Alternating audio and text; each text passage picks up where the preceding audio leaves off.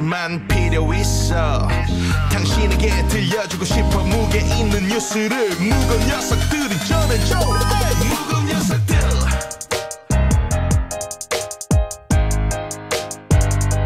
무거운 녀석들.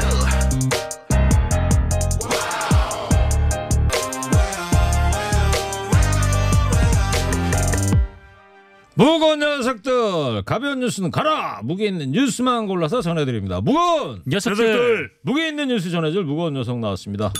뚱커벨 인사이트K 배종찬 소장 어서 오세요. 안녕하십니까. 뚱물 시사 전문 정상 기자 나왔어요. 네, 안녕하십니까. 어제 정상 기자 앉은 자리에 최민수 씨가 앉아 있었거든요. 네. 이거 했더니 그게 그 소리였냐고.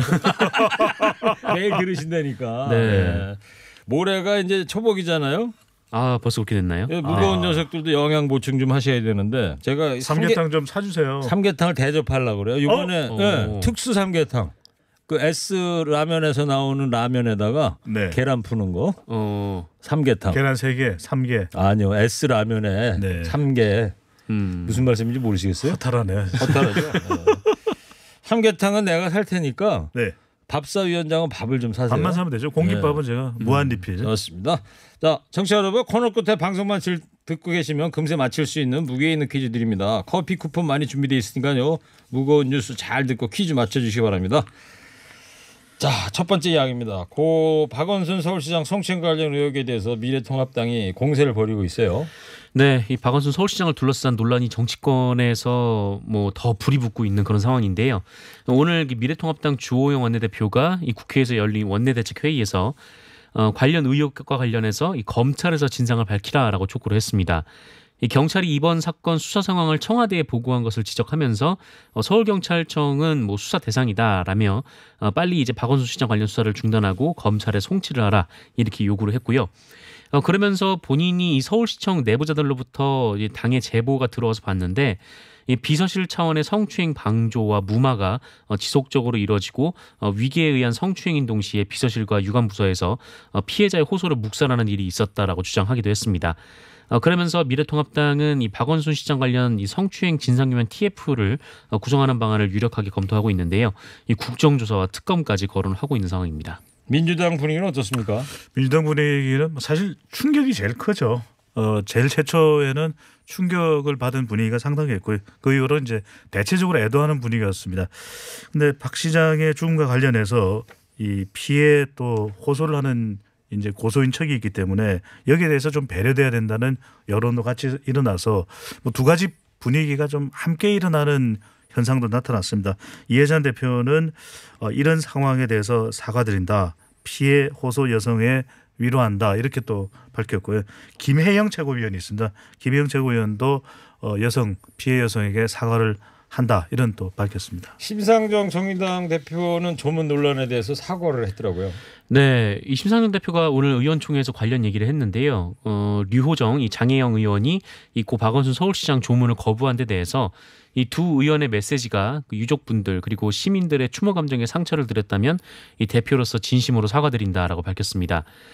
다만 이 두 의원이 얘기를 했던 것은 이 피해자를 향한 좀 2차 가해가 거세지는 것을 우려해서 굳건한 연대 의사를 밝히는 쪽에 무게중심을 두었다 이렇게 주장을 했는데요. 그러면서 뭐 당 내부에서도 관련 논란이 큰데 이 정의당은 뭐 내부의 격렬한 토론 역시 단단해지고 또 성숙해지는 과정이라고 생각한다 이렇게 얘기를 했습니다. 한 시민단체가 고인을 모욕한 유튜버들을 고발을 했네요. 유튜브뿐만 아닙니다. 배현진 미래통합당 의원도 고발을 할 예정. 그러니까 고발장을 이제 제출할 텐데요.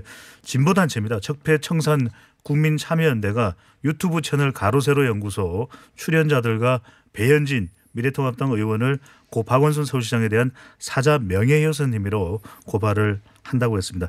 신승목 적폐청산 국민참여연대 대표인데요. 이 배 의원과 가세현 출연자인 강용석 변호사, 김세의 전 MBC 기자, 유튜버이자 전직 연예기자인 김용호 씨를 박 시장을 모욕한 혐의로 경찰청에 고발장을 제출할 것이라고 밝혔는데요. 네. 이 가로세로 연구소의 경우에는 이 박원순 시장의 마지막 날 행보 현장을 동선을 쫓으면서 박 시장에 대한 모욕뿐만 아니라 문재인 대표까지 대통령까지도 모욕했다라는 지금 의혹을 받고 있고요. 그다음에 배현진 의원의 경우에는 본인의 SNS에 이 박 시장의 아들 이 재금 받아라 이렇게 하면서 여러 가지 고인에 대한 명예가 됐다고 판단해서 이 고발장을 제출한다고 합니다. 예. 자, 이재명 경기도지사 대법원 선고 일자가 이제 모레 16일 날로 잡혔죠. 네, 이번 민주당에서는 이제 바짝 긴장하고 있겠어요. 아, 네, 그렇습니다. 뭐 안 그래도 지금 뭐 당내 분위기가 좀 뒤숭숭한데 지금 이런 큰 선고가 또 이번 주에 확정이 돼서 좀 민주당에서는 좀 긴장을 하고 있는 분위기입니다. 그래서 뭐 이재명 지사 같은 경우에는 이 공직선거법상 허위사실 공표 혐의로 재판에 넘겨졌고 2심에서 이 당선 무효형인 벌금 300만 원이 선고가 된 적이 있습니다. 그 이재명 지사가 이 지난 2018년에 그 6월 6.13 지방선거를 앞두고 열린 TV 토론회에서 이 성남시장 재직 시절에 이 친형을 정신병원에 입원시키려 했다라는 의혹을 부인을 했었는데 근데 이제 모친의 요청으로 이 정신질환 진단을 요청한 것과 좀 다른 허위사실 공표였다라는 것이 2심의 결과였습니다. 네. 어쨌든 목요일에 이 현고 일자가 잡혔고요. 2시에 한다고 그러죠? 네, 2시에 하고 또 생중계를 한다라는 유튜브나 얘기도 TV 생중계도 허용을 한다고 그랬고. 네, 이렇게 나오고 있습니다. 요 시간대예요. 모레 요 시간대. 맞습니다. 2시부터인데요. 항소심 선고가 확정이 되면은 지사직을 상실을 하게 되고요. 근데 대법원이 무죄 취지로 파기환송할 경우 지사직 유지는 물론이고 향후 선거 출마에도 지장을 받지 않게 됩니다. 네. 하여튼 모레 또 지켜보는 걸로 하고. 네, 16일 날에 또 중요한 날이 된 겁니다. 네, 그렇습니다.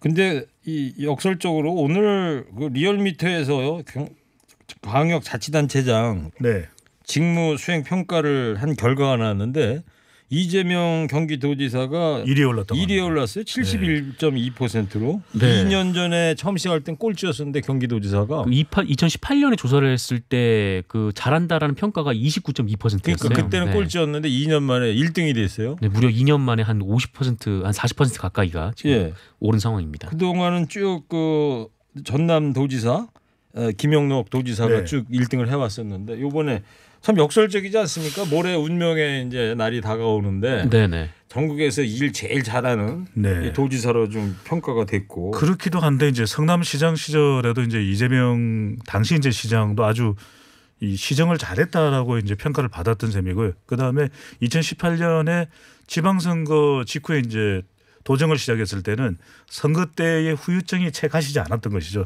상당히 이 선거 과정에서의 논란이 있었는데 그 이유도 이유지만 최근 들었습니다. 바로 코로나19 국면에서 아주 강한 이 도지사의 모습을 보이면서 상당히 전국적으로 주목을 받았고 최근에 대선 후보 지지도 조사에서도 뭐 이런 표현까지 사용을 합니다. 뭐 투톱이다. 이낙연 의원이 들으면 상당히 뭐 동의하지 않을 수도 있겠는데 투톱 체제일 정도로 이재명 지사가 이제 부각되면서 그런 평가들이 최근에 이제 도정 평가에도 반영된 것으로 볼 수 있는데 참 극적입니다. 그런 상황인데 16일 날 이제 본인의 운명을 결정짓는 대법원 선고가 내려지게 되는 것이죠. 네. 아, 분석이 아주 좋습니다. 제가 프로폴리스 이거 하나 드릴게요. 이거 하나 드시면 좋은 건가요? 네.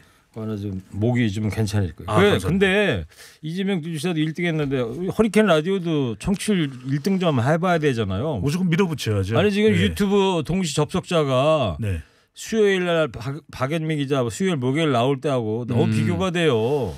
한 1,000명까지 올라가고 그러거든요. 수요일 목요일은. 지금 500명도 안 되는 상황인데 두 분 원인이 뭐라고 생각하십니까? 저부터 먼저 말씀드리면 너무 무겁지 않나. 정상훈 기자와 뚱크벨의 무게를 따지면 지금 뭐 0.2톤 넘는다는 이야기가 나오거든요. 그래서 통통 튀는 데다가 또 밝은 미소 또 해맑은 미모까지 토로 박연미 기자니까 둘 중에 하나 같습니다. 우리가 좀 더 가볍게 하든지. 아니 박연미 기자 나올 때는 잘하고 있으니까 두 분이 할 때 대책을 내놔라 이거예요. 지금 이게 대책입니다.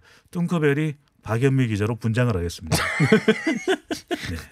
일찍이 미국의 존 F 케네디 대통령의 명어록 있죠. 정부가 국민에게 무엇을 해주기를 바라기 전에 국민이 정부를 위해 뭘 할 것인가를 생각해야 된다고. 그러니까 앵디가 밥 사주기 바라기 전에 밥사위원장이 앵디를 위해서 무슨 밥을 사줄 것인가 이걸 고민해야지 청취율이 1등이 되지 않을까 생각이 듭니다.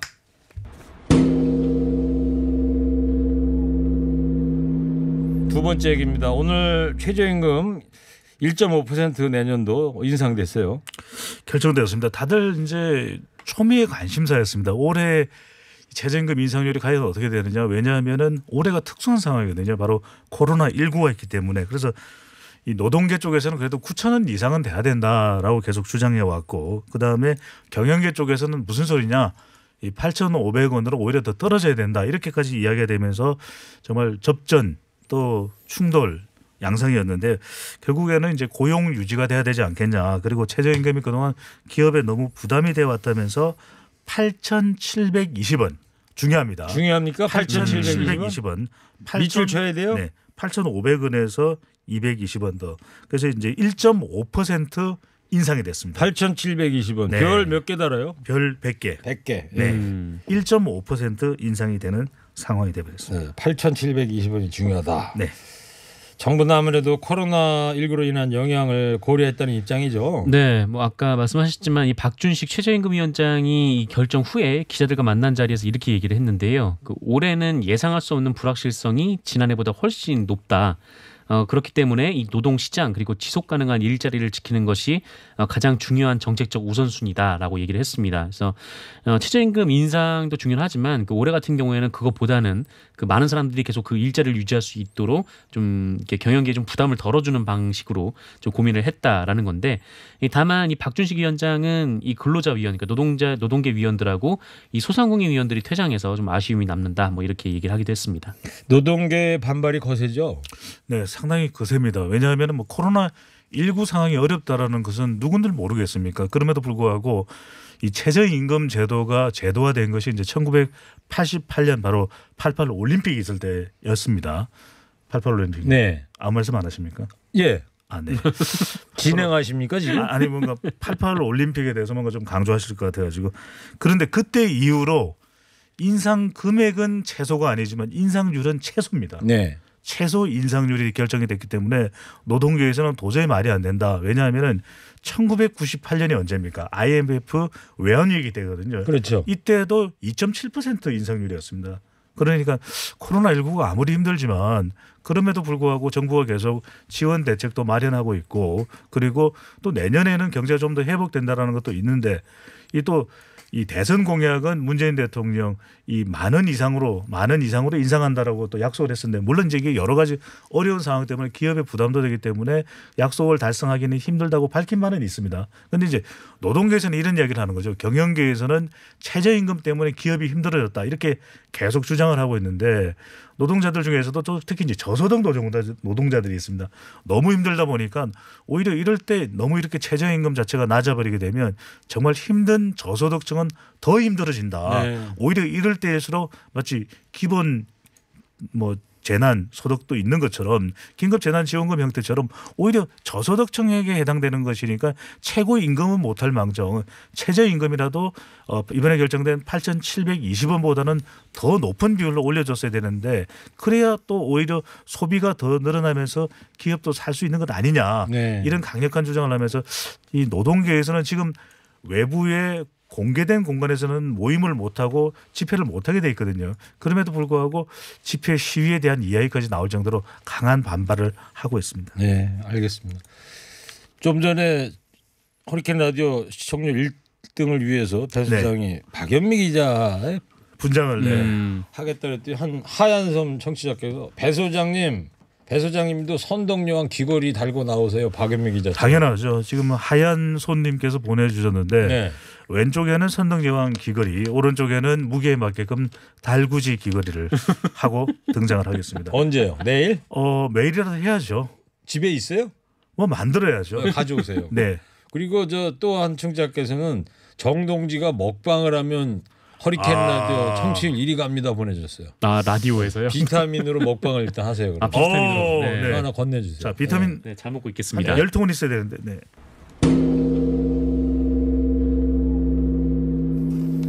저는 허리케인 라디오 앵커 DJ 최일구고요. 인사이트K 배종찬 소장, 시사전문 정상근 기자와 함께하고 있습니다. 세 번째 이야기입니다. 코로나19 얘기를 해볼 건데요. 어제가 60명대였는데 오늘은 절반으로 줄었어요. 30명대로. 네. 오늘 0시 기준 신규 확진자가 33명입니다. 그러니까 어제는 60명이 넘었는데 그래도 오늘은 좀 많이 줄은 상황인데요. 오늘 같은 경우에는 국내 발생 신규 확진자가 14명 그리고 해외 유입 사례가 19명으로 확인이 됐는데 사실 어제도 60명이 넘긴 했지만 이 국내 발생 확진자는 19명밖에 안 됐었거든요. 예. 나머지가 이제 해외 유입 확진자였었습니다. 그래서 어쨌든 지금 현재 누적 확진자 수는 13,512명이고요. 현재 941명이 격리된 상태로 치료를 받고 있고 사망자는 어제 나오지 않아서 누적 사망자는 289명입니다. 네, 최근에 해외 유입 확진자가 이제 상당히 많이 생기고 네. 있는데 주한 미군이 문제가 됐어요? 이거 그럴 수밖에 없는 것이죠. 왜냐하면 주한 미군으로 오는 군인들이 어디에서 오는 겁니까? 미국이요. 지금 가장 코로나 확진자가 많이 늘어나고 있는 곳이 어디입니까? 미국이죠. 그러니까 해외 유입이 될 수밖에 없었거든요. 소크라테스의 그 네. 산파 화법을 쓰고 그렇죠. 계시네요. 지금 산파. 청실이 올라가는 소리가 들리네요. 네. 네. 근데 이게 이제 해외 유입 확진자가 이제 꾸준히 발생하고 있는데 미국 본토에서 한국으로 들어오는 군인들의 경우에 최근 들어 계속해서 이제 확진자가 늘어나고 있습니다.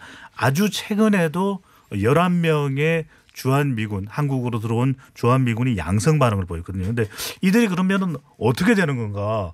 또 지역으로 또 퍼져 나가게 되면은 지역 감염까지도 우려되지 않겠습니까? 그런데 지금 전 세계에서 가장 큰 미군 기지입니다. 이 평택에 있는 캠프 험프리스 예. 그리고 오산에 있는 오판을 해서는 안 되겠죠. 오산에 있는 오산의 공군기지 미 공군기지에 격리가 됩니다. 네, 괜찮으신 거죠? 네. 네. 말씀하세요. 아재개 네, 끝났습니다. 다 했습니다. 네. 그래서 지금 평택시에서도 지금 미국에서는 뭐 들어올 때 이 발열 검사하고 있고 그다음에 뭐 PCR 검사도 하고 있다 뭐 이렇게 얘기를 하고 있는데 이제 네. 들어오는 사람 중에 확진자가 너무 많다 보니까 이 평택시에서도 여기에 더해서 이 음성 확인서를 좀 의무적으로 제출해 달라 이런 요구를 또 정부를 통해서 하기로 했습니다. 네. 우리나라에서 코로나 표준 물질 개발했다. 이게 뭐가 좋아져요, 그러면? 네, 이렇게 되면 이게 우리나라에서 이제 코로나 표준 물질이 개발이 됐는데 이게 전 세계에서 중국에 의해서 두 번째로 개발이 된 겁니다. 그래서 예. 이거를 만들게 되면 어떤 게 좋아지냐면 이 코로나19를 판정하는 데 있어서 좀 불확실성이 최소화된다라고 합니다. 그러니까 이전에는 이 PCR 검사라고 해서 이 실시간 유전자 증폭 검사, 그러니까 예. 어떤 물질을 주입을 하면 그게 코로나19의 어떤 DNA와 결합이 돼서 그게 확 그 눈에 띌 정도로 모습이 나타나는 좀 그렇게 이제 코로나 양성인지 음성인지 판단하는 지금 그런 하고 있는 방식을 썼는데 방법이 그거 아닌가요? 네, 맞습니다. 예. 지금은 그렇게 하고 있는데 이제는 앞으로는 이 유전자가 어떻게 생겼는지 정확한 이제 몽타주가 나온 셈이니까 이제 앞으로는 이 간단하게 검사를 해서 이 몸 안에 이 바이러스가 어느 정도까지 들어 있는지까지 또 확인할 수 있다라는 게 이 설명입니다. 이게 어쨌든 반가운 소식이네요. 네네. 코로나 표준 물질 개발하는 것도 좋은데 좀 빨리 백신이나 치료제가 좀 개발됐으면 하는 마음 간절합니다. 네. 뭐 모든 국민의 간절함이죠. 그런데 네. 저보고 그렇게 얘기를 하세요? 아니 왜냐하면은 네. 보통 7월이면 이제 여름 휴가 계획을 세우는데 네. 이 코로나19 때문에 최근에 이제 관계된 조사 결과를 트렌드 관련 조사를 보면은 아예 사람들이 휴가는 여행을 가는 것이 아니다라고 하는 생각이 굉장히 늘어났다고 합니다. 왜냐하면 여행을 안 가면 그러면 할 수가 없기 때문에 집에 있는 거다. 집에 있는 방콕 이른바 홈캉스나 호텔에서 좀 여유 있는 시간을 보내는 호캉스 친구들과 함께 예. 가까운 친구 그냥 몇 명가 이렇게 보내는 또 호캉스가 그렇게 또 각광을 받는다고 그래요. 합니다. 호캉스, 네. 홈캉스. 네, 홈캉스. 그게 이전에는 우리가 쉽게 하는 이야기로 방콕이거든요. 네. 네. 오늘 뭐 여러 가지의 그 창의적인 개념을 많이 도입하시고요. 오, 데이터에 근거한 겁니다. 아, 이게. 좋습니다. 네. 다 업데이트된 이야기죠. 그럼요. 박연미 기자를 이제 따라잡아야죠. 예, 네. 좋습니다. 자, 어제 미국 얘기를 좀 하긴 했는데 일본에서도 요즘 말이에요. 네.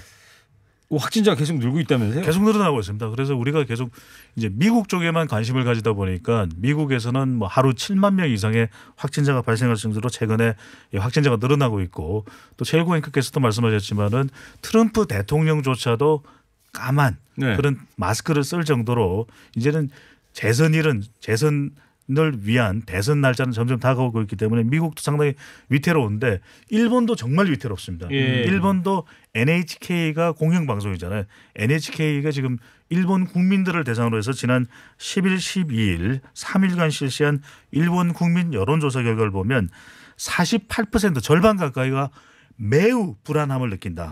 그리고 또 40%는 어느 정도 불안감을 느낀다. 그럼 뭐 사실은 거의 대부분이에요. 네. 그러니까 마음을 놓고 있지 못하는 상황인데 아베 총리는 상당히 좀 여유롭게 지금 이 국면을 생각하고 있는 것 아닌가라는 것이 일본 국민들의 평가인데 우리만 하더라도 잘못된 것에 대해서 아주 적극적으로 이야기하고 있는데 일본 국민들은 뭐 이게 성향이 다를 수도 있겠죠. 그런데 그렇지 못한 것도 지금 나타나고 있는데 이게 동경의 경우에는 최근에 이 하루 확진자가 200명 이상이었습니다. 그러니까 우리보다도 훨씬 더 심각한 상황임에도 불구하고 일본 정부의 대응은 우리보다도 훨씬 더 좀 느슨한 것 아니냐. 미온적이고. 이런 미온적인 대응을 한다는 평가를 받으면서 그러니까 NHK 이런 조사를 할 때 일본 국민들도 대체적으로 좀 긍정적으로 이야기하려고 하는 그런 경향도 있거든요. 저도 네. 이제 제가 이제 여론조사 전문가니까 그럼에도 불구하고 코로나19 관련해서는 정말 대응에 문제가 있다 이런 평가를 내리고 있는 것이죠. 지금 일본에서 그 도쿄에서 한 480명 이 정도의 사람들이 양성 판정을 받고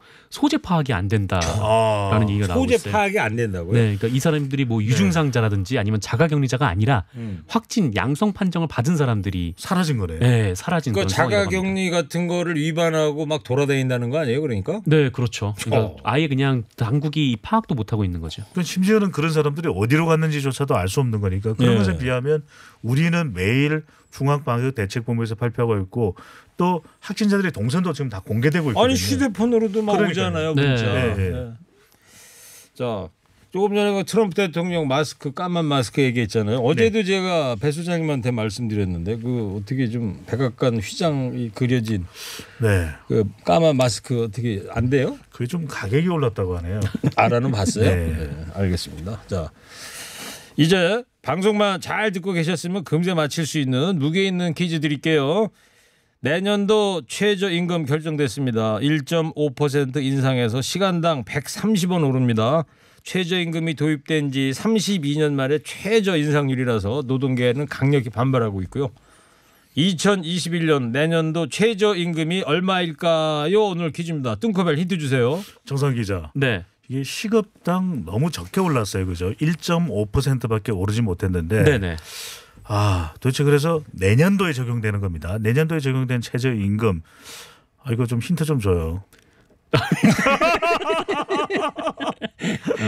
8,700원과 8,800원의 사이입니다. 네, 아, 8,700원과 800원의 사이. 예. 네, 100원 내면 80원짜리 사면 20원 남나요? 예. 그렇죠. 네, 8,700원에 20원. 니들 정말 그럴 거냐? 자, 청취자 여러분 정답 보내주십시오. 50원의 유료 문자 샵 연구일 TBS 앱 열려 있습니다.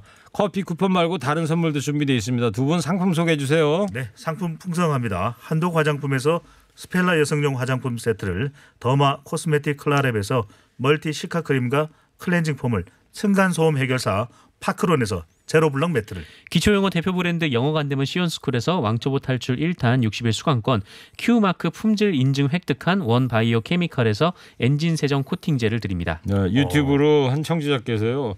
배 소장이 선덕여왕 귀걸이 상상이 안 감. ERIC 에릭님께서 상상이 안 가신다는데 내일 그렇죠. 내일 귀걸이 달고 짜잔 등장할 거죠. 네, 상상을 뛰어넘을 때 우리 청취율은 올라가죠. 번쩍 올라가죠. 자, 오늘 네. 어록입니다. 1위 하겠습니다. 오늘 1위. 뭐 어록 많이 날리시네요. 네. 예. 자, 지금까지 오늘 무게 있는 뉴스들 무거운 녀석들이 전해드렸습니다. 인사이트K 배중찬 소장, 시사 전문 뚱물리 정상환 기자였습니다. 두 분 감사합니다. 무거운 녀석들!